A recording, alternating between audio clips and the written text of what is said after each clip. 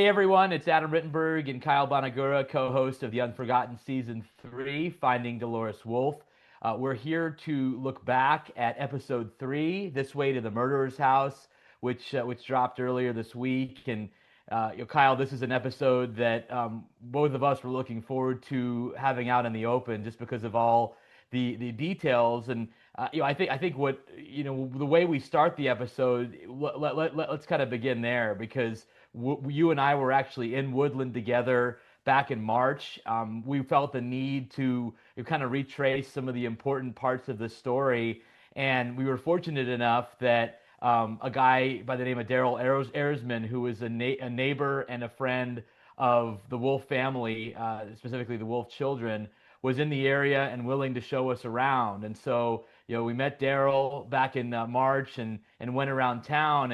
And the most significant site we visited was the house on Hillcrest Drive, where Dolores Wulff was last seen on the night of July 31st, 1979. Daryl had made contact with the current owner of the house, Joel Burton, who was nice enough to let us onto the property and inside the house, which was the first time you and I had actually been inside the house. It was the first time Daryl had been inside since 1979, which is pretty amazing because he was essentially the fifth Wulff sibling, was always around. So when you think about just that experience of being together, being with Daryl, being in the house, seeing everything and kind of experiencing that with him, what kind of jumps out for you? It was a really interesting experience because we started reporting the story back in 2020, has spent a lot of time on it, many years at this point, rehashing all the details. And to be there inside the house, where the family lived and where Dolores was last seen, it was a little bit surreal, right? You kind of build something up to look like whatever it is inside your head. So to be in there, to walk from hall to bedroom to bedroom, was a really surreal experience. And there's been some renovations done, so the layout wasn't exactly the same, but I felt like we had a really good sense of what it probably felt like to be there back in 1979. Obviously, a long time has passed since then. But it was no longer a house in the abstract. It was a real place that we had a great fortune to visit. Big thanks to both Joel and Daryl for their parts in making that happen. It was a really interesting day, and moving on from the house and experiencing all of Woodland as well. Right. And even driving with Daryl along Hillcrest Drive, and he's pointing out all the locations where law enforcement folks had lived back then, and you and I kind of being shocked that the house was surrounded by the guy who ran for sheriff and a CHP officer and others, that possibly this horrible crime took place, within yards to the residences of other law enforcement. This episode 3, is very much about Woodland and the things that happen in Woodland, especially in the immediate aftermath of Dolores's disappearance. And we were, able to dive into what Dolores's relatives, especially a group of cousins, they called themselves the Foot Soldiers. You've heard from them quite a bit already in this podcast series. Tony Rocha, Debbie Baker, namely, and some others as well who were involved, and what they did to Carl Wulff as the official investigation was taking place, moving kind of slowly, as it does sometimes. Those cousins and that family were not willing to sit idly and just let this thing play out. And as we explore in the episode, there were some meetings, there were some potential violent actions that were discussed, but ultimately not taken. Although I would argue, Kyle, that some of the things that Dolores' family did to Carl Wulff or just went right up to that line of physical violence. And this is certainly something that we wanted to feature in this project, and in this episode we certainly did.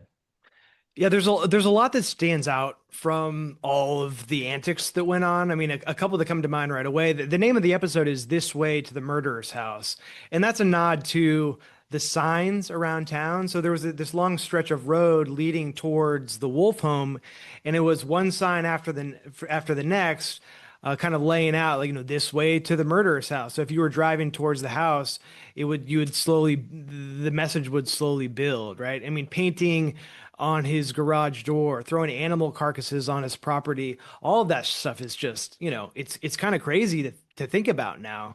Of course, the urine story is is insane and disgusting and really colorful and just in terms of understanding the types of things they were willing to do to drive him crazy, to drive Carl Wulff crazy, to make him feel uncomfortable, unsafe.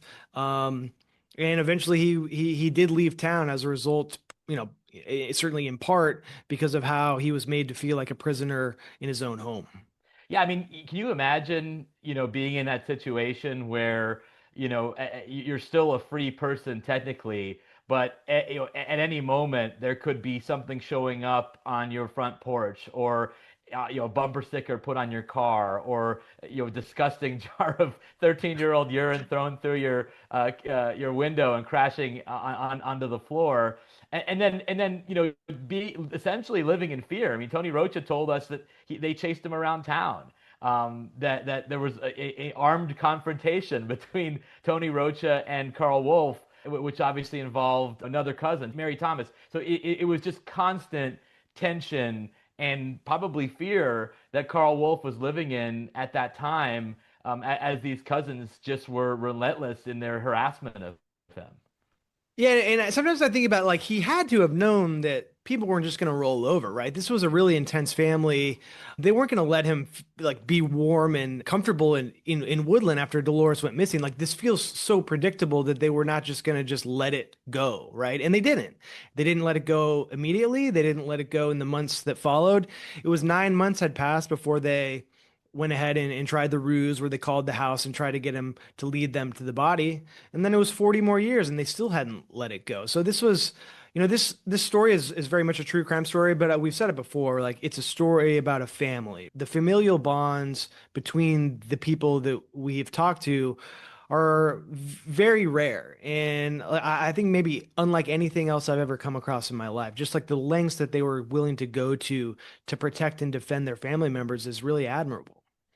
No doubt. And I think it goes back to things we've discussed in some of the earlier episodes of the brazenness to come after a family member who was part of this group, given who these people were. And maybe Carl Wulff didn't fully understand that until the aftermath of the disappearance. And certainly the strongest link to that family, or the one that you and I were most interested in this podcast, is Dolores's brother, Matthew Slick Rocha. We get to it a little bit at the end of the episode, what would happen to Paul Wulff and Tom Wulff, the two youngest children of Carl and Dolores, and Slick's role in this whole situation as the person, as you'll find out very much in episode 4, who was capable of doing whatever he wanted to Carl Wulff. And as we look ahead to episode 4, Uncle Slick, which will be out next week, Kyle, just quickly, what's something that our listeners certainly will want to tune in for?